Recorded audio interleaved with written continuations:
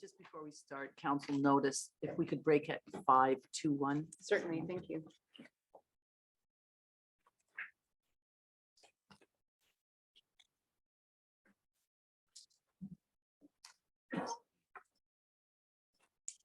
Professor Messamore, we left off at the next section, which starts with your heading on slide 165, I believe. Can you take us through then, starting in 166, the increased debt allowance? Yes, in mid-May 1873, I've said facing strong pressure in Quebec and adverse political fortunes, that's kind of the larger historical context part of this, John A. Macdonald conceded increased debt allowances. I believe I referred yesterday to terms for Prince Edward Island's entry into Confederation. This was occurring just at the very same time. So the debt allowance for the province of Canada was increased to a very exact figure that just exceeds $73 million here. Should I read the figure? I don't think that's necessary. And the debt allowances of Nova Scotia, New Brunswick, Manitoba, and British Columbia were increased in the same proportion. It amounts to, for each, an increase in their debt allowance of 16.81%. And then slide 167. The provinces also made the claim that the 1873 adjustment should be retroactive, so as entitle them to a backdated interest adjustment that would later be conceded in 1884 by the Dominion. And can you explain for us what relevance, if any, this increase in the debt allowance has for our purposes today? Well, I guess a couple of things are important. One is equal treatment of all the provinces in terms of a percentage amount. There is still understood to be a hard cap on that debt allowance. And I suppose also that it was not intended to wipe out all the debt necessarily. It might have had that effect in some provinces, I don't know, but that wasn't the intention of it. It was simply to increase the debt allowance. Thank you. I think then we can skip ahead to slide 171 because we've already dealt with the capitalization. We have. And we've just got a header on slide 170. So I think we can start on 171 with your new topic, annuity increases to $4 per person starting in 1875. Right. In the post-Confederation era, the Indigenous parties to the Robinson Treaties pressed claims for increased annuities. The Ontario Premier and Attorney General, Oliver Mowat, in October 1874, responded to Dominion communications about the annuities. He denied that Ontario had any liability for increased annuities. He said, and I'll quote him here, he presumed that this matter was brought under the notice of this government with a view of contending that upon this province devolves the burden of any increases of the annuities. He respectfully submitted that there's no sufficient ground for this contention.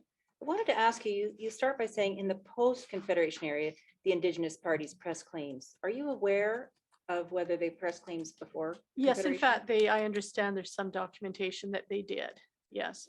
But that's really outside of your expertise, I think you told us. Well, yes, I'm not an expert in Indigenous history, but yeah, the evidence shows that there were indeed claims made from as early as the 1850s. Okay, then I think we can go on to slide 172.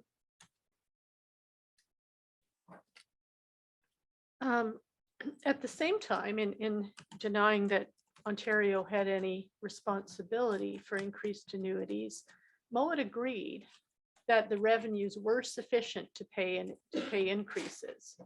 He said, and I'll quote, received information from the Crown Lands Office that the amount received before Confederation in respect of the lands on the north shore of Lake Superior was about $110,000. The amount for the Lake Huron territory, he said, quote, he had not been able to ascertain, but he continued, quote, there's no doubt that enough has been received to entitle the Indians to the increased annuities which they claim. And then slide 173. In the same 1874 letter, Mowat proposed that payment be made to the treaty annuitants by the Dominion government without prejudice as to which government might ultimately be found responsible for the increased payments. Why was the Dominion government, why was he suggesting that the Dominion government should pay the treaty annuities here? Do you know? Well, I think the understanding was that even if Ontario were to be found responsible for that, it would be paid by the Dominion government, who had constitutional responsibility for Indigenous questions, and the money would be recouped from Ontario. Thank you. So, sorry, Mhm. did he concede the money would be recouped from Ontario? No, he certainly did not. He was Oh. very clear that Mowat is very clear that he does not believe it is Ontario's responsibility. He said the payment should be made without prejudice as to Okay. that question of who's responsible. Which is what I had thought, but I just was going back to your last comment. Yeah, so I didn't mean to imply that Mowat was willing to even contemplate that they would ultimately be required to repay this. The confusion, I think, was caused by my question, Justice Hennessy. I just wanted to lay the groundwork that I didn't think we laid yet about the Dominion's role in paying annuities, Thank you. not in this particular context here. All right, page 170 or slide 174, I think we can move to. Yeah, I just note here, again, based on documentary evidence, that E.B. Boren, MP for Algoma, actively pushed for action on increased Robinson Treaty annuities. He prepared a detailed statement in 1874 and wrote to the Minister of the Interior, David Laird, on the 1st of April, 1875, to urge payment without delay. And David Laird is with the federal government? Federal government, Okay, correct. thank Yeah. you. Slide 175. The federal Liberal Minister of Justice, Edward Blake, in a 7th of July, 1875 memorandum, concluded that augmentation of the annuities would, quote, have been properly claimable by the Indians, unquote, at the time of Confederation. And then quoting again, but there seems to be no doubt that for some years back, the full augmentation up to $4 a head has been claimable. He also agreed that payment should be made without delay and without prejudice as to which government should ultimately be responsible. Slide 176.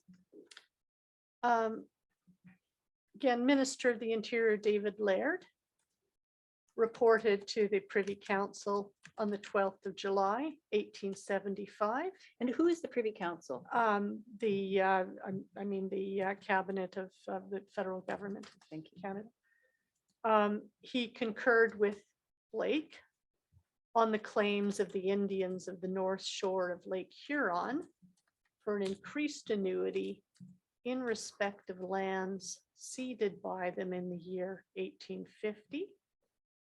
And inasmuch as a treaty precisely similar in its terms was in the same year made with the Indians of the North Shore of Lake Superior, the undersigned submits that the same principle should be adopted in settling the claims of the last named Indians as it is proposed to apply to those of the Lake Huron Indians. So he said the Lake Huron Indians are entitled under the treaty to the maximum amount stipulated, $4 per head. And it has been already stated that the Lake Superior Indians are in a precisely similar position in regard to the treaty made with them in that year. So does this tell us that while in 1870 at the arbitrations, Ontario officials didn't seem to be aware of the possibility of increase, that the claims, the First Nation claims, were the trigger to make them aware? I would say so, yes, that Oliver Mowat for Ontario, the Premier of Ontario, would later say that we only became aware of this in 1873. And that indeed was the trigger, these petitions by the treaty annuitants.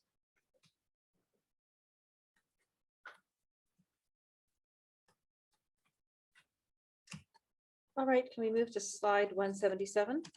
Yes. So Laird proposed that the sum required to increase the annuity to $4 be, quote, placed to the credit of Indian funds and be charged, or so much of it as may be expended, against unforeseen expenses to be voted by Parliament at its next session, unless it be in the meantime decided by the courts of law that the amount in question is to be paid by the province of Ontario or by the old province of Canada. He showed calculations of the sum required, recommending the round sum of $11,000. So the idea here is there's the options of, in Laird's view, that the amount in question may be decided by the courts of law to be paid by the province of Ontario, he told us, or by the old province of Canada. Yes, he says that. And in the meantime, there should just simply be a parliamentary vote to be paying this. It would be determined. And if it were to be paid by the old province of Canada, can you just remind us then who would ultimately be responsible for that? Quebec and Ontario in the proportion debt was divided. Thank you. Slide 178. On the 30th of July, 1875, the Deputy Minister of the Interior, E.A. Meredith, wrote to Boron to say that the increased annuity payments to the amount of $4 had been authorized. And at the beginning of September 1875, Indian Department officials in the Robinson Treaty territories were instructed to begin the process of making payments. They were sent checks and asked to provide pay lists. All right, so that discusses, you've just taken us through the increases up to $4 per person. And now we get into another issue, which is the claim for arrears. Can you explain the claim for arrears? I think that starts at slide 180.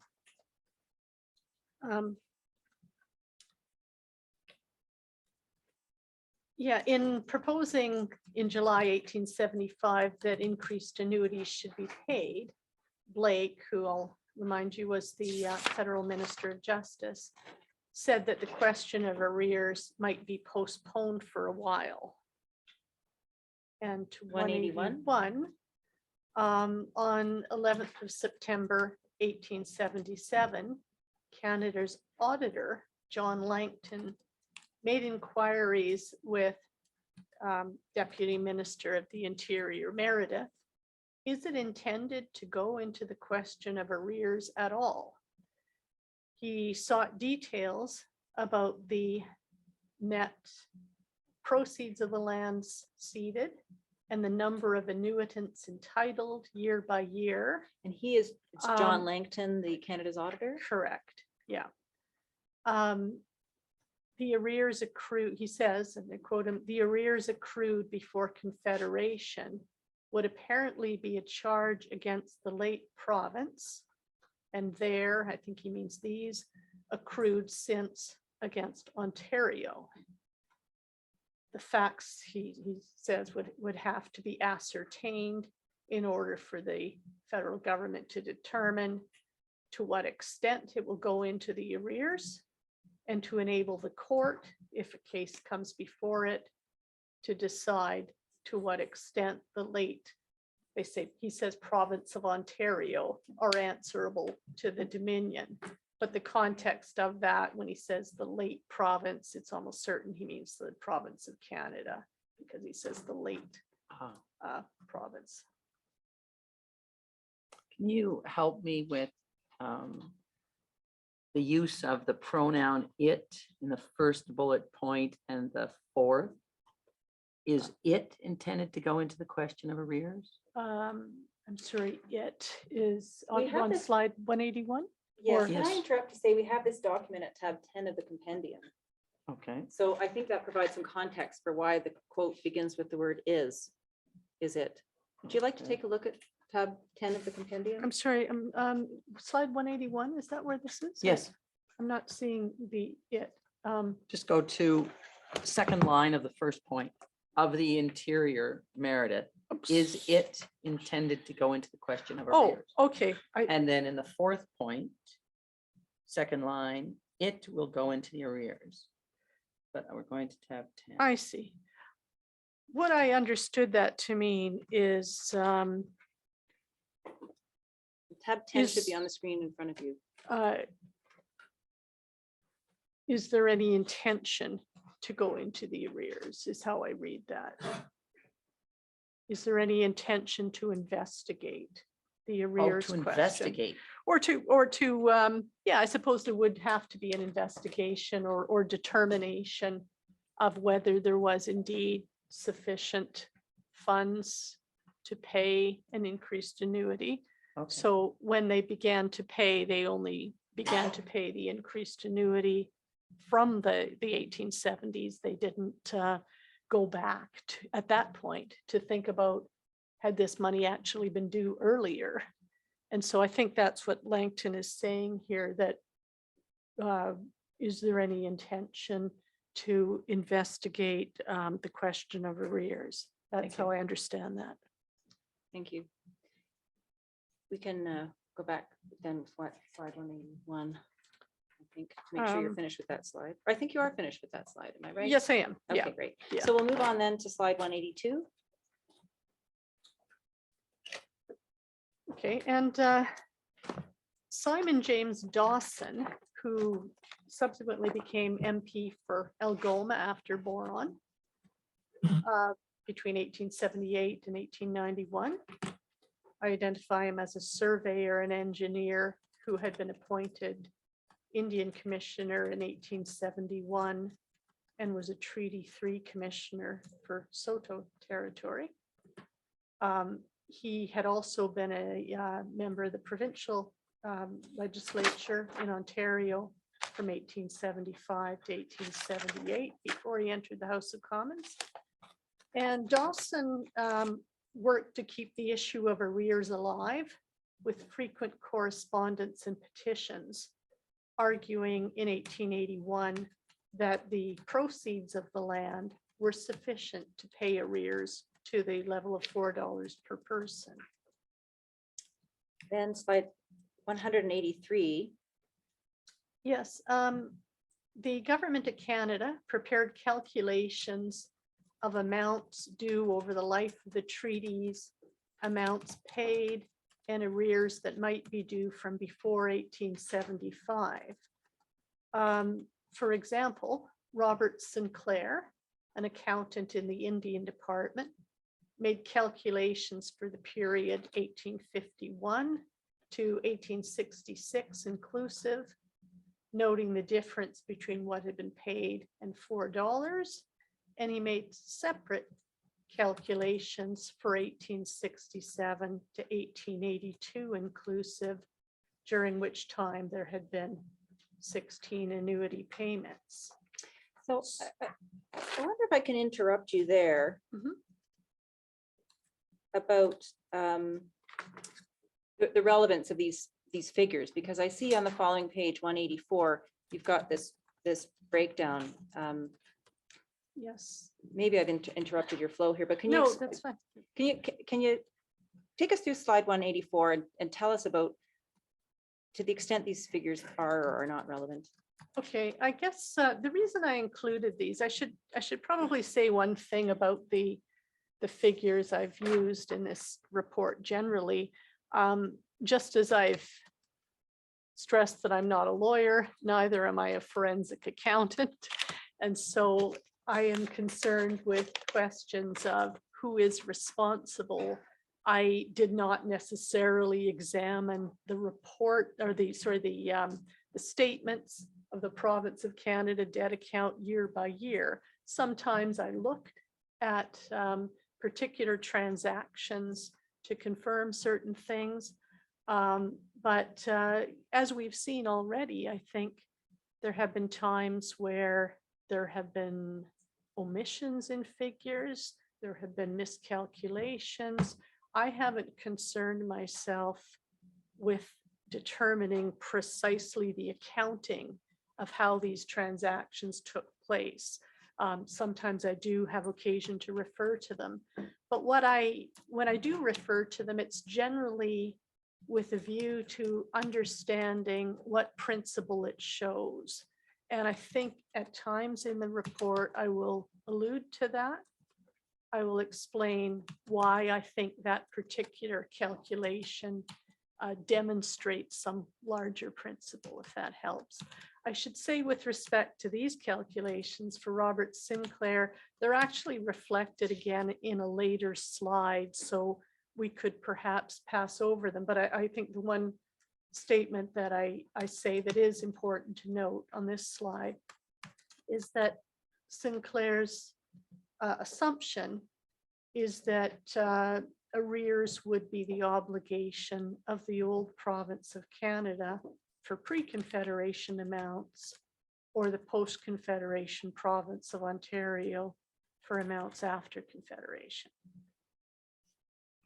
Could I just ask you about one line on slide 184, please? Yes, The amount due to the department by yes. Ontario. What He is the would, distinction of the department?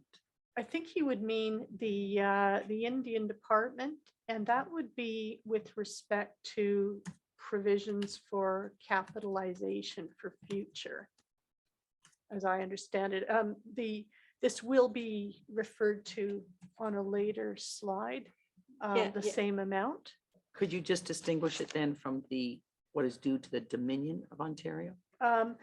Yeah, so. To the Dominion by Ontario? Yeah, so that would be with respect to payments payments the Dominion had already made for treaty payments. Oh, okay. Because those, of course, were made without prejudice, right? Without it necessarily being understood who would ultimately be responsible. So that's what I take this to mean. Thank you, Professor Messamore. And I would just note that this document, it's kind of hard to read, but Robert Sinclair's calculation I've included at tab 11 of the compendium. So there's a little bit more context provided there, which I think confirms Professor Messamore's answer that the distinction is between annuities already paid by the Dominion, for which the Dominion seeks reimbursement, and those that the department is intending to have capitalized.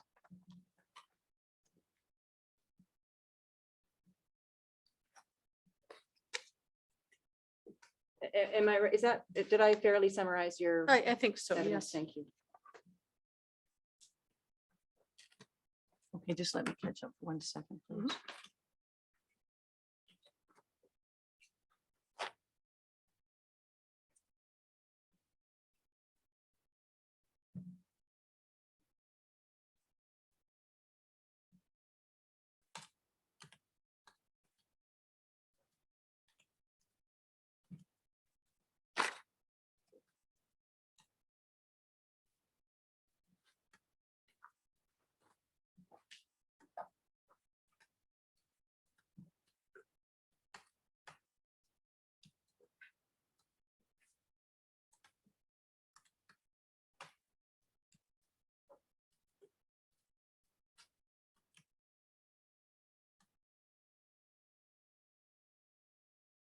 I'm just clarifying what you said about Sinclair's assumption. You say Sinclair's assumption is that arrears would be the obligation of the old province of Canada for pre-Confederation amounts. Correct. Pre-Confederation arrears would be the obligation of the old province of Canada. Yes. And post-Confederation arrears. Yes, for the would be the responsibility of Ontario, or Got it. for amounts after Confederation, which would be both arrears and ongoing payments, I think is how we should clarify that. So is the issue here really the time of the timing of the arrears, that any arrears that accumulated or were due for years prior to 1867 would be treated differently than years covering after 1867? Yes, that is correct.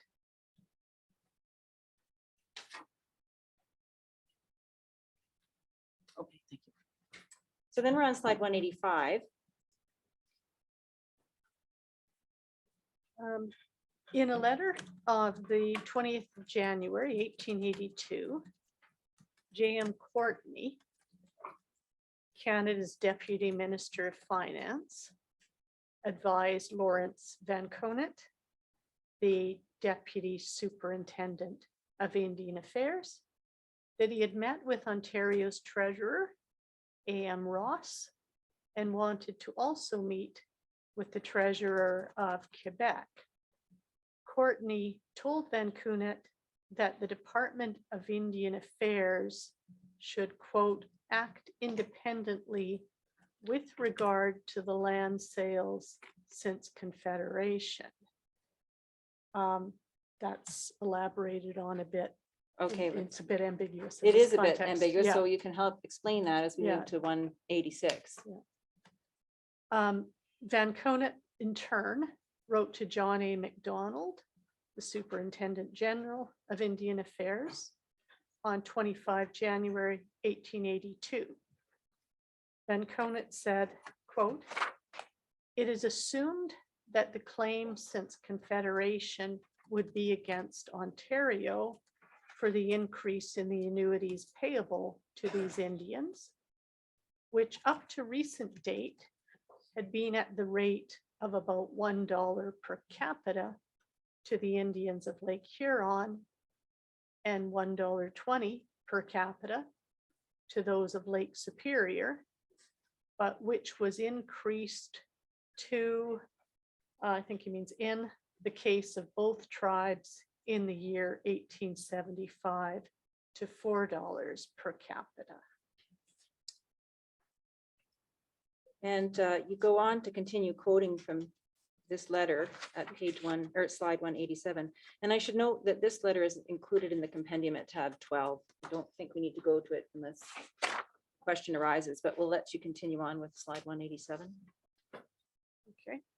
And Van Conant continues writing to McDonald. And as since that date, and I'm sorry, can we, Go back to 186. yeah, I think Yeah. we're on slide 187, make sure. Yeah, so that would be the date of 1875, when increased payments were commenced. So if we go back ahead now, sorry, to 187. And as since that date, 1875, an amount has been annually voted by Parliament to bring the annuities to that figure, on the understanding, however, that the Dominion Treasury should, when the question was settled, be recouped from provincial funds in the amount thus advanced. The undersigned respectfully recommends that with the object of carrying Mr. Courtney's suggestion into effect, it would be desirable that an order in council shall be passed, directing communication to be opened up with the Ontario government with the view to repayment of past advances and with a view to the legislature of Ontario in future voting annually a sum sufficient to admit of the annuity of $4 per capita being paid the Indians of Lake Huron and Superior. And I'd like to stop you there with a couple of questions. Yeah. So the quote begins with, since 1875, an amount has been annually voted by Parliament to bring the annuities to that figure.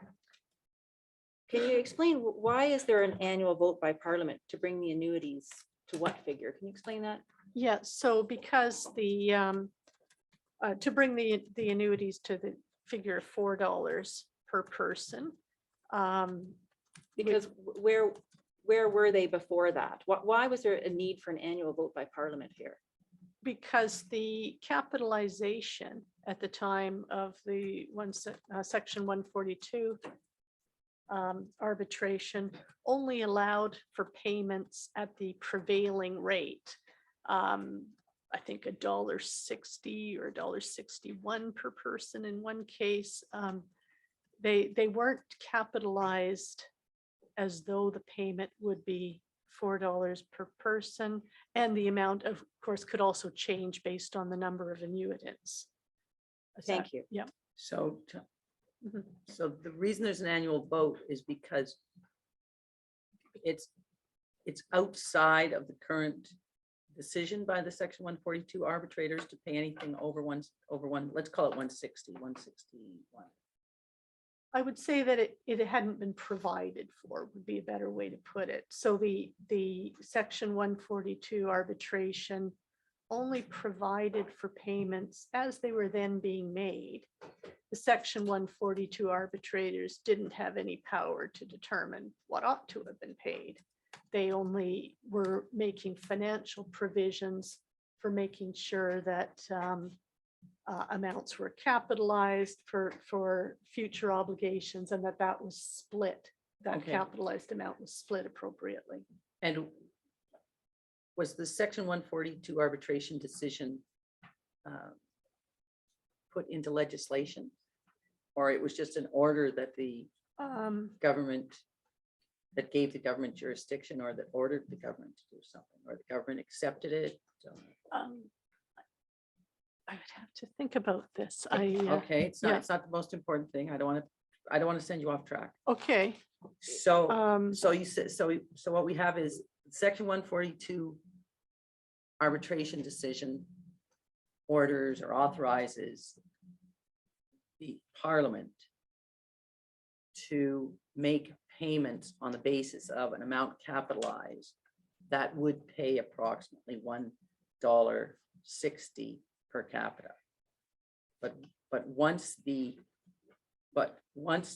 annuity is increased in 1875 to $4 per capita, without a hard cap on the population,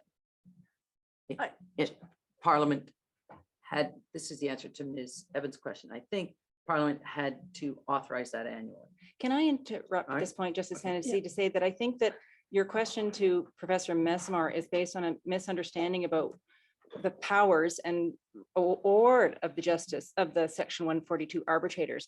They didn't have jurisdiction to determine the capitalization, right? Right. They were just determining how do you split the two, right? So that's why I wonder, where does Parliament get what limited Parliament's authority that required them to do this annual vote?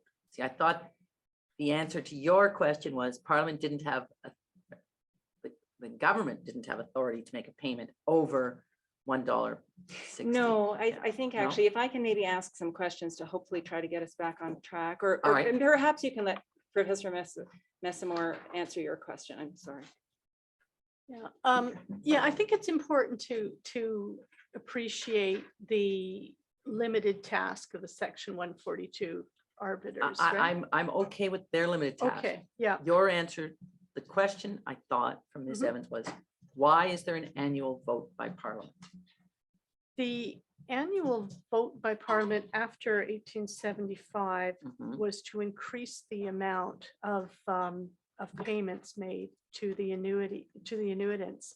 I think that the original capitalized amounts had their justification, if you like, in other separate pieces of legislation. For example, that lower Canadian annuity payment had its basis in legislation passed in 1851. That was already an obligation that they had, right? And so, yeah, because the question of increased payments was only agreed in 1875, that all parties seemed to accept that increased payments were warranted, but they didn't agree on who was obligated to pay that increased amount. It was understood that Parliament would be asked to vote funds in the budget each year to pay that additional amount from 160 or whatever it happened to be, and it Okay. varied up to the level of $4. Is that? So Professor Messamore. Yep. The amount of the capitalization of 88,000 Yes. was capitalizing what part of the annuities? It was capitalizing $4,400. And the $4,400 are the fixed annuities? Where does that Yes. figure come from? Yes, it came from it comes from the treaty itself. Thank you. Yeah. So was any, in that capitalization, was any provision made for the fact that the population would increase? No. So is it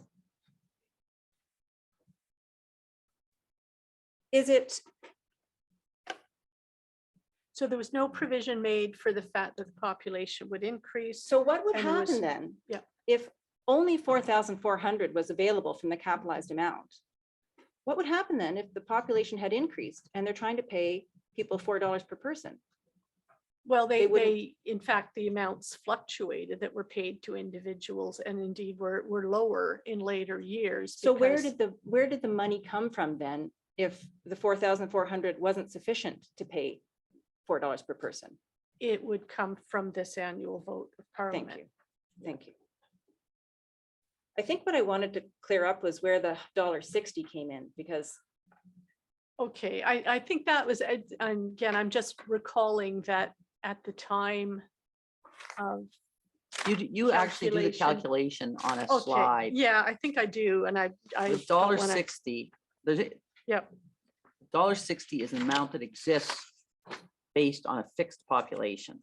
yes, but of course, which And was then when the when it's- population increases, yes. But the payments weren't being calculated on a per capita basis until 1875 is my understanding. Am I that right? Payments weren't being calculated on a per capita basis until 1875. I think that's true. Yeah, that I have to think this through. Yeah, that I think there's also a problem with the term fixed annuity with respect to this treaty, because it's not really fixed, right? And that comment had been made by Is it others not, is that, it not fixed until 1875? well, It's either 40, it's 500 or 600 pounds.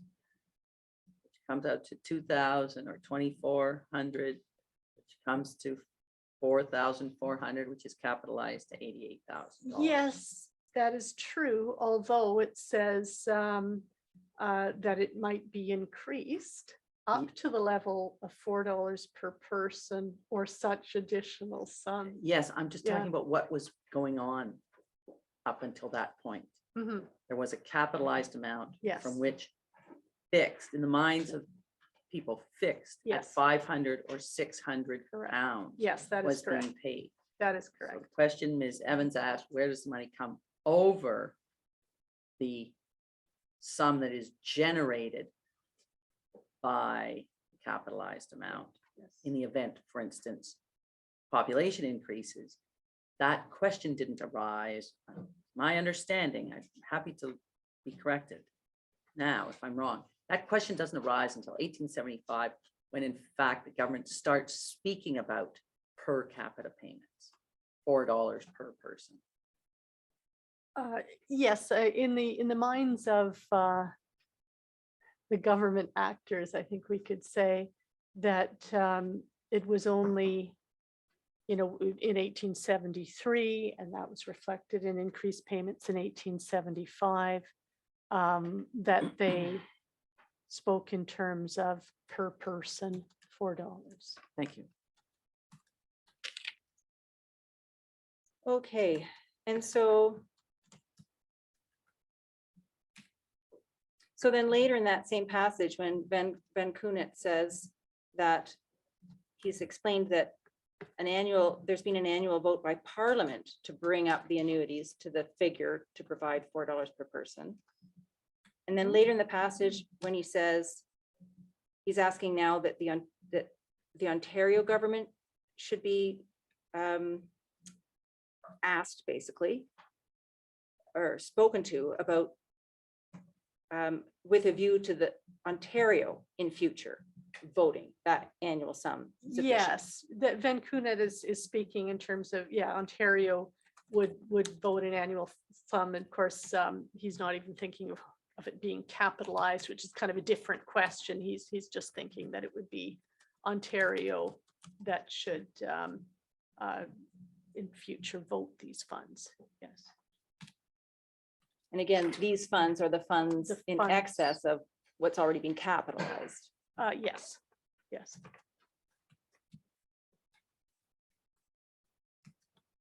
Can we move to slide 188? Yes.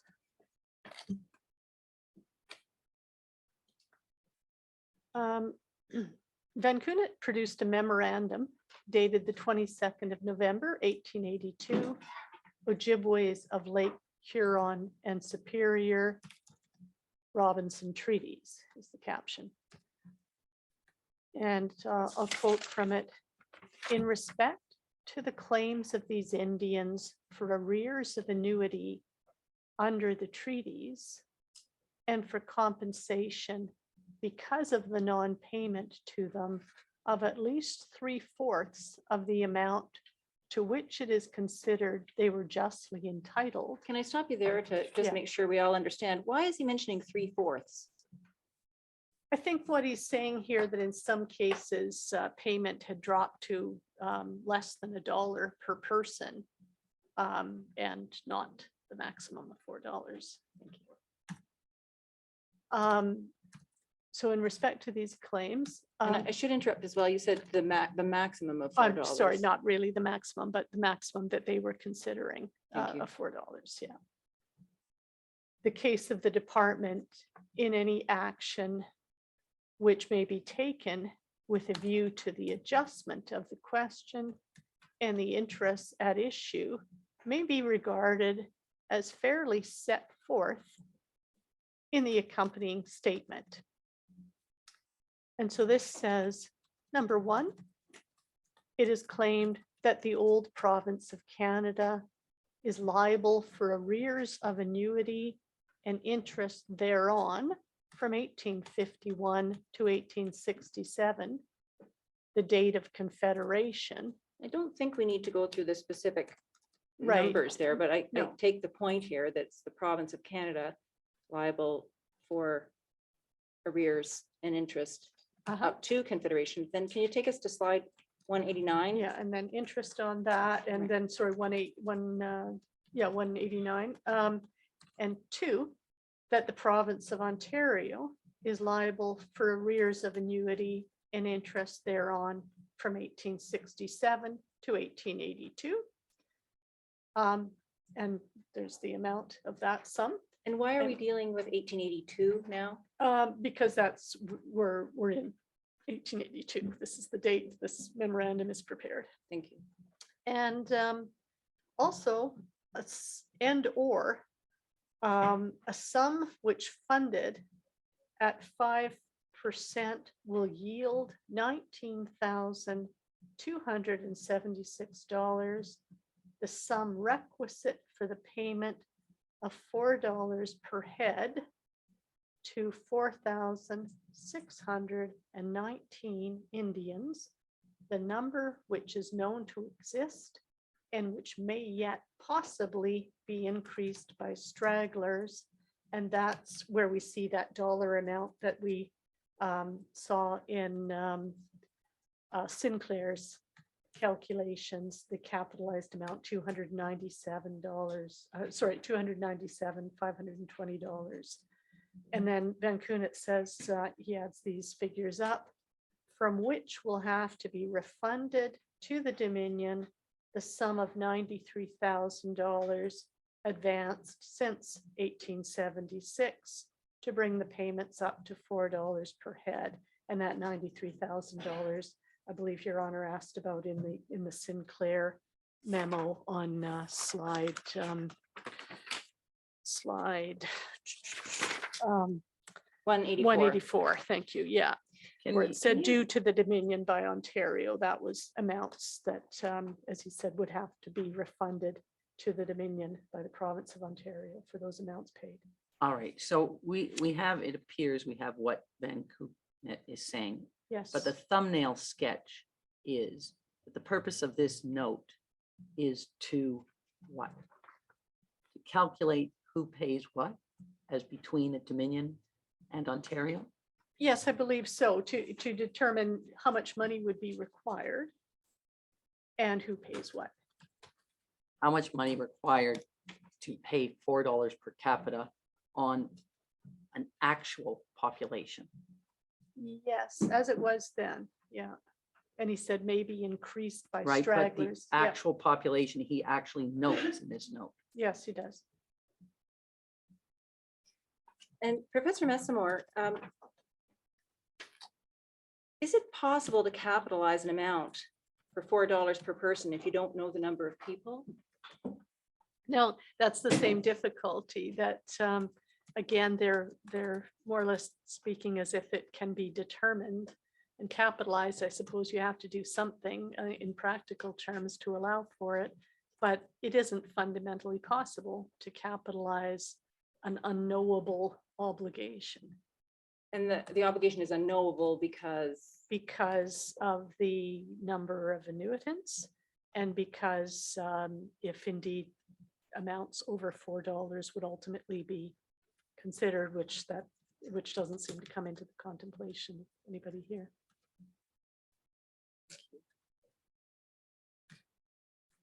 And again, just to put this in context, Von Kunitz's memorandum, who is this memorandum to? I believe it was to John A. McDonald. Did I say that? I'm Yes, just yeah. trying to- Yes, to the Superintendent General of Indian Affairs and of course, Prime Minister. So it's an internal government of Canada memorandum. Yes, yes. All right, so I think then we can turn to slide 190. Okay, by December 1882, the Dominion government evidently felt that it was now warranted in moving forward to charge transactions for arrears against the debt account of the province of Canada. Van Kunitz summarized Deputy Minister of Finance Courtney's report. And the quotation is, believing the claim to be one which the government considers to be valid, the Deputy Minister of Finance, in the Statement of Affairs, has charged the old province of Canada as on the 30th of June, 1867, with arrears and interest due to the Indians before Confederation. Thank you. Then slide 191. Courtney recognized that the post-Confederation arrears were less simple. And again, I should just explain, this is Van Kunitz summarizing Courtney's ideas. The deputy minister, And who's the deputy I'm minister? sorry, That Court- is Ben Courtney. Courtney. Has a doubt as regards the accrual since Confederation, but he has nevertheless capitalized the annuities as on the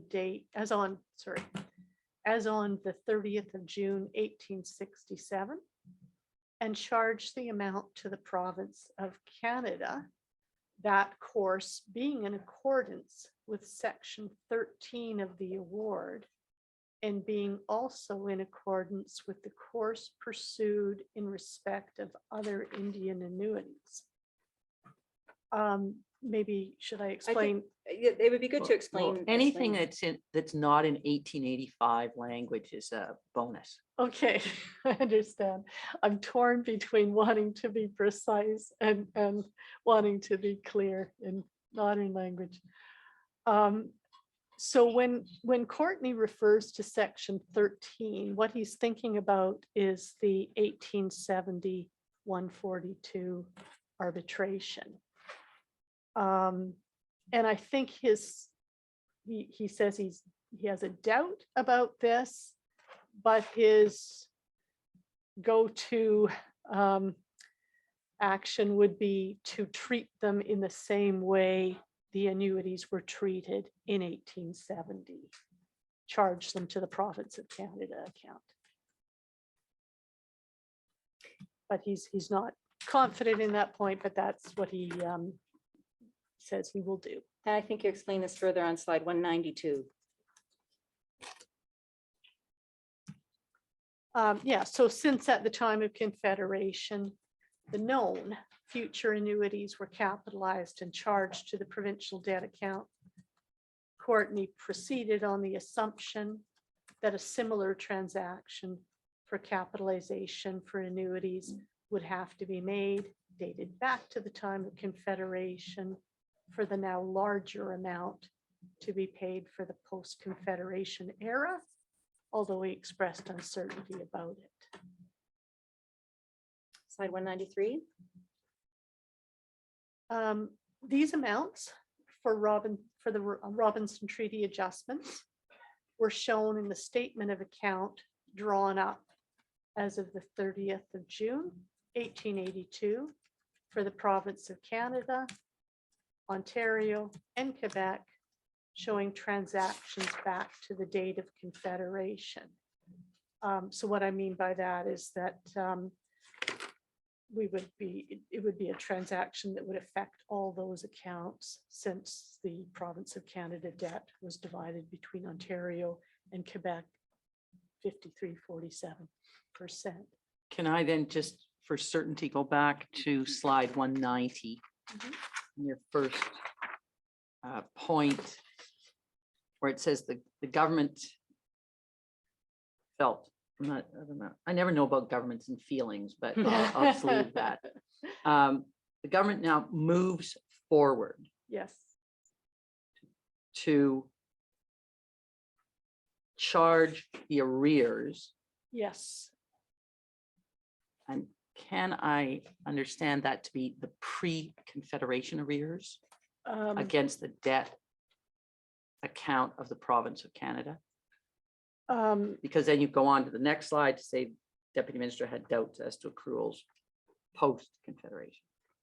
But he nevertheless charged them to the Yes, but province. this, your sentence, when you say the government evidently felt it was now warranted, Yes, to move forward to charge transactions for arrears against the debt of the province of Canada. were they So- thinking only pre-Confederation arrears? No, they were Open. thinking of both, yes. They were And open-ended. so I think he feels very confident that the pre-Confederation arrears would be charged to the province of Canada, but Right, he's doubtful about the post-Confederation arrears, but decides to move ahead on that same basis, charge them to the province of Canada account to be allocated.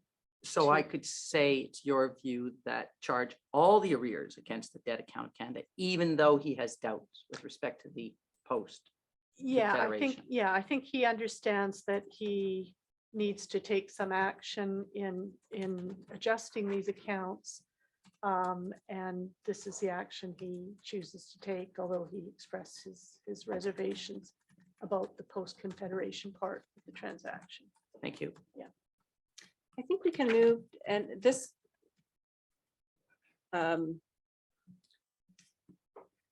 we have more slides to deal with this issue. I think will come out as we move along. Can we move to slide 194? Yes, yes. Yes.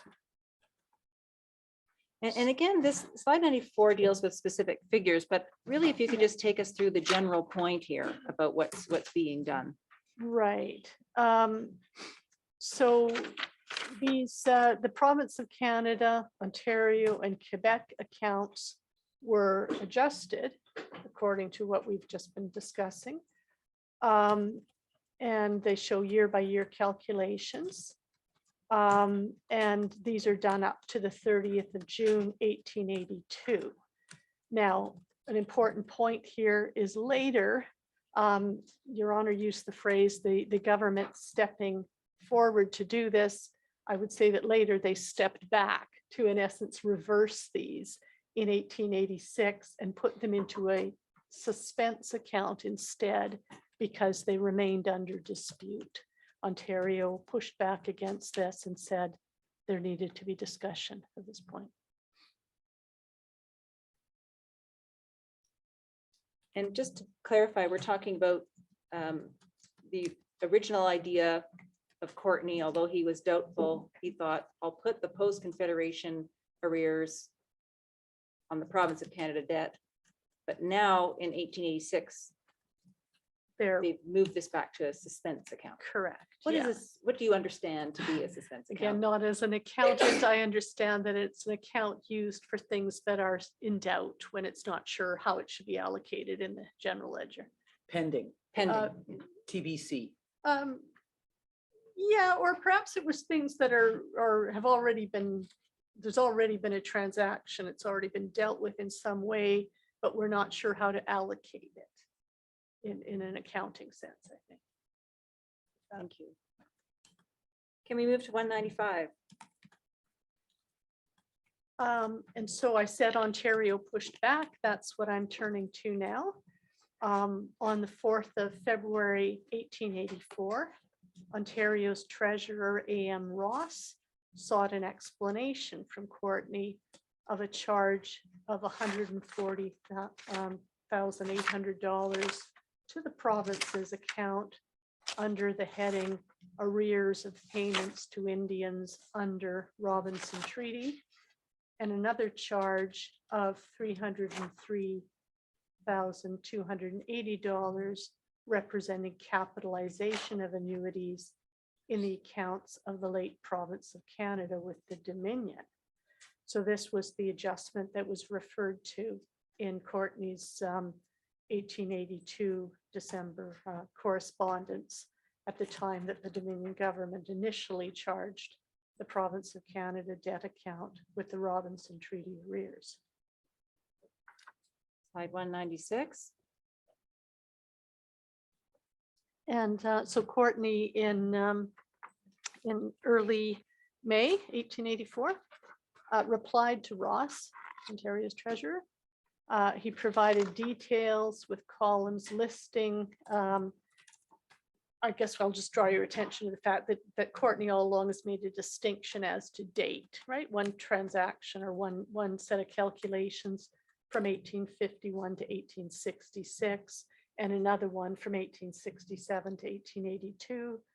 He also provides these columns list the number of annuitants paid, the amounts paid for each person, the total amount paid, the amounts that should have been paid, the total arrears for each year, interest, the date at which interest was calculated.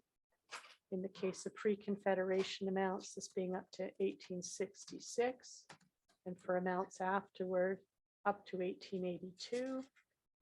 The number of years this represented in each case, the rate of interest, 5% for capitalization, and the total of the arrears and interest for each year. And a notation in Courtney's correspondence has, beside the pre-Confederation amount, province of Canada, and a notation beside the post-Confederation amount saying province of Ontario. So does this then reflect a change in Courtney's opinion?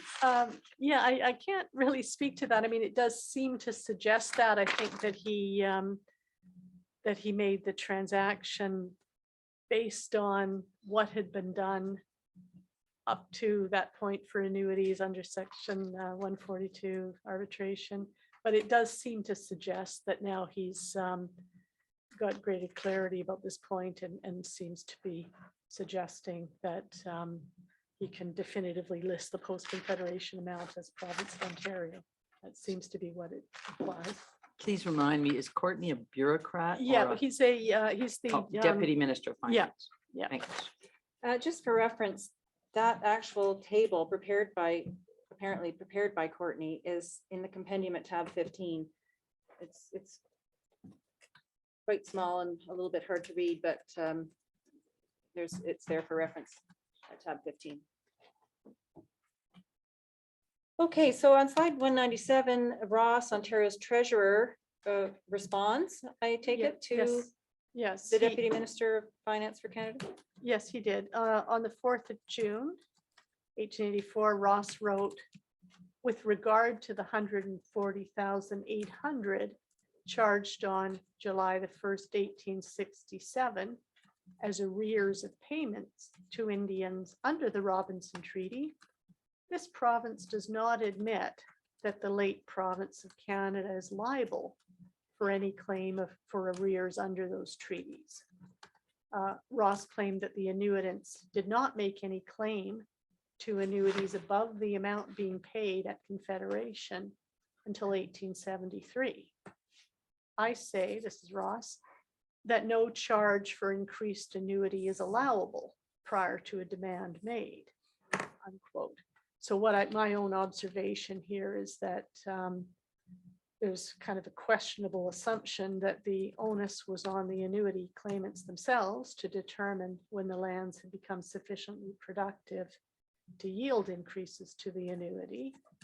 And secondly, that there were indeed earlier petitions showing the grievance was not a new one, although it took until 1873 for those complaints to receive a wider hearing.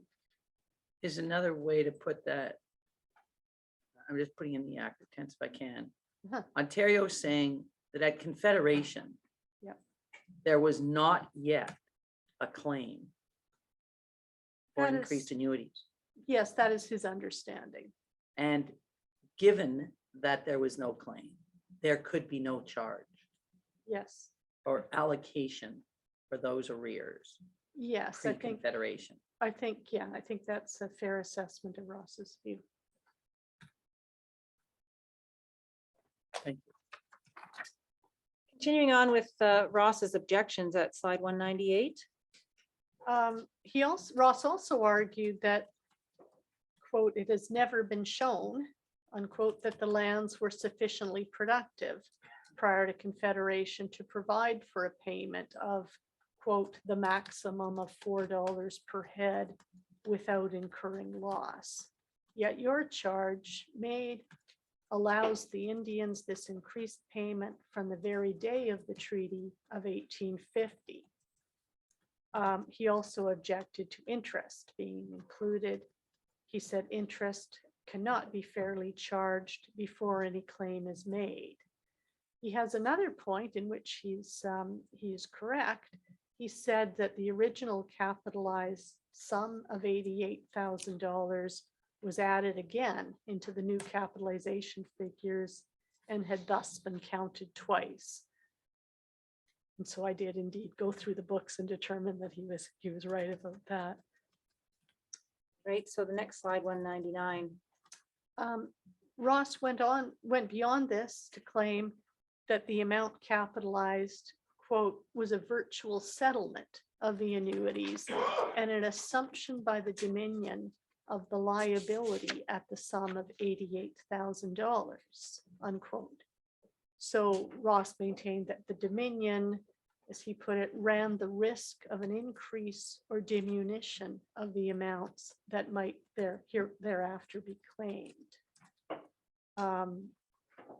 If it should turn out, according to Ross's view, that surplus revenues would permit increased payments, the increase at most should only date back to the time when a request therefore was first made which was all that the Indians expect.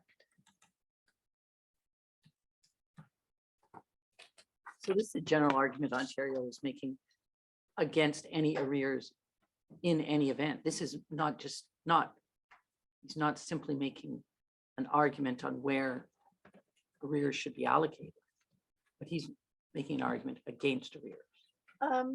Is he not? Well, I don't think necessarily. I think he feels that, as I understand it, Ross's point is that when the Robinson Treaty annuities were capitalized at $88,000, that was the end of it, and no further amount ought to have been considered. And I think in that context, he, I think, understands that if there was to be any increase beyond that paid, it would be paid by the Dominion. So I said a moment ago, shouldn't be considered. I think I should have said rather instead that shouldn't be considered an obligation of Ontario. I was looking at the last two lines on slide 199. Yeah, okay. The increase should at most only date back to the time when the request is first made. Oh, I see Isn't what you mean that by, an argument against arrears? Isn't he right, making yes, that? I'm sorry, yeah. He's making many arguments. He Where is. debt should be allocated, whether there should be any arrears, Yeah, but allocation and any arrears, he comes off on he objects on two fronts. yeah, well, on several, yes, and the increase should only date back to the time when a request was first made, which is all that the Indians expect. Yes, so that does imply that he doesn't believe arrears should be paid at all. There was, I'm sorry, another point. Let me Oh, just maybe glance it's, back sorry, here. maybe it's 3 points. Yeah, no it's a increase. few. And the lands have not been, it hasn't been proved that the lands are sufficiently productive. That's his other argument. So no increase on the basis of two arguments, no proof they're sufficiently productive. The deal was done when it was capitalized to 88,000. Right, I should specify no increase prior to 1873 when his government became aware of demands for increased annuities. So not necessarily no increase overall, but no increase dating back before 1873 is his argument. The increase should at most should only date back to the time when a request therefore was first made. That is an argument against arrears. I was distinguishing an argument against arrears Yeah, from okay. an argument that Yes. no increase should be made, Uh, which is founded, I believe, Mhm. on there's no proof yet that the lands have been sufficiently productive. Correct, yes. That's a different Yes, argument, I understand. I'm sorry. Yeah. or a different challenge. And a yes. third challenge is that, if I understand, Mhm. that even if someone decides there should be an increase and or arrears, should Yes. that the allocation of that debt should be to the Dominion. Yes. Yes. Got it, thank you. Well, we've got a couple more slides to go through, but I know we needed to finish a bit early. At 5-1, if, I think we've got a couple, we only have 3 more slides. all right, let's So we try give it a try? Yeah. Yeah. All right. So then, Professor Messamore, we would be on slide 200. And I think this point has already been made, that the accounts were recast and the disputed amounts of the Robinson Treaty payments placed in a suspense account to be settled later. And you told us before this was at least in part because of the objections of Yes, Ontario. yes. yeah. All right. So then 201.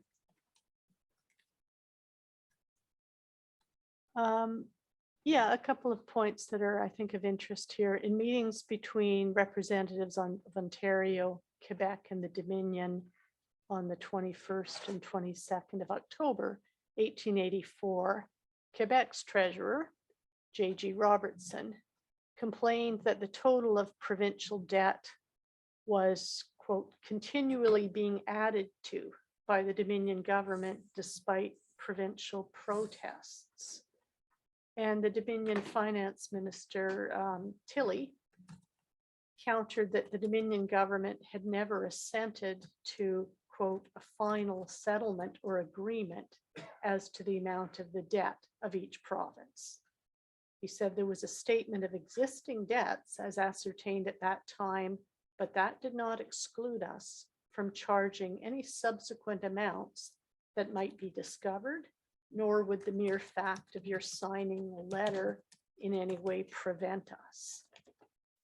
And here, of course, we're talking about debts beyond, that's too leading. But are we talking about annuities here or other things as well? No, we're talking about any debts. Sorry, yeah, that the fact that the provincial debt accounts were adjusted is a matter of fact. They were adjusted. The amount of debt the Dominion government assumed was capped at 62.5, later increased for all provinces. But it was not understood that there was any sort of final settlement as of the amount of debt of each province. Thank you. And that takes us to slide 202. Yes, I say that Tilley is correct in this, that the calculation of debt at the time of Confederation did not preclude the addition of further amounts if they should come to light later. And newly discovered amounts were added to the provincial accounts by the federal government, continually added, as Quebec's Treasurer Robertson acknowledged. So those additions or subtractions, as the case may be, didn't change the individual debt allowances. It would affect the interest either paid by or charged, the interest charged or due to the province. All right, so So sorry, are you saying in practice, Yes. the calculation of debt at the time of Confederation had not precluded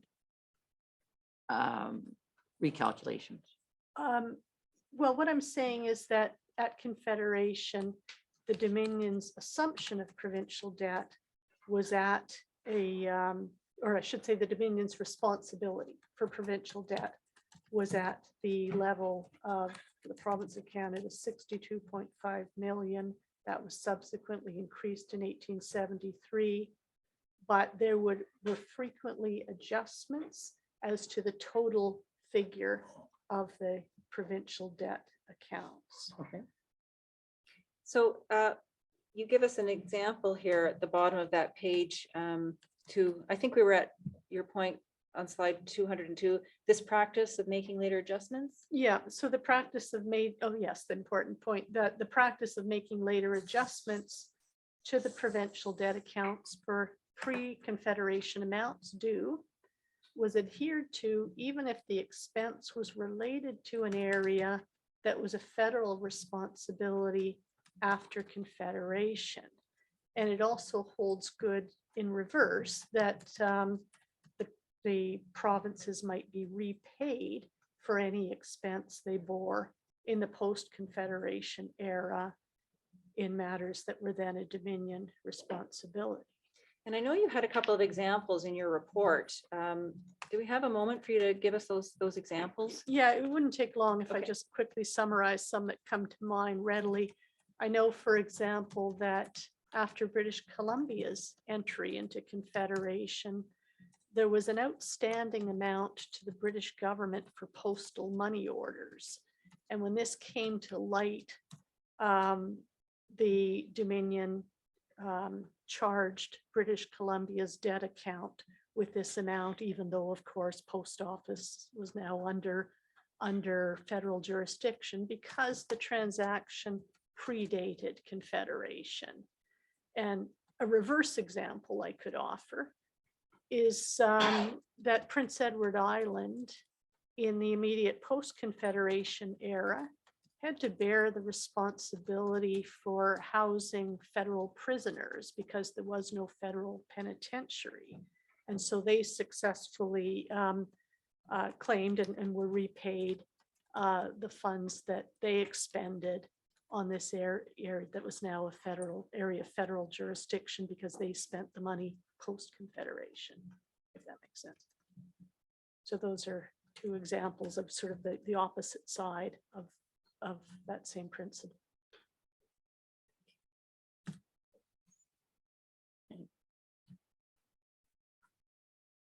We're gonna break for lunch now.